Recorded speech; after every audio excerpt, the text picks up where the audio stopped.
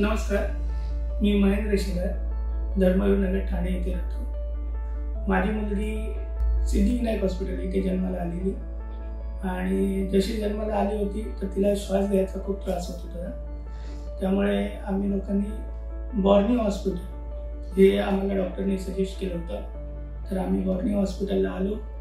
इथे व्हेंटिलेटरची वगैरे सुविधा आहे, स्टाफ सुद्धा खूप चांगला आहे, सिस्टर सुद्धा चांगले आहेत आणि खास करून डॉक्टर राजेश्वरी मॅम यांनी खूप चांगल्या पद्धतीने आमच्या मुलीला नीट बघितलं, तपासलं, व्यवस्थित करून 10 दिवस आम्ही होतो इथे।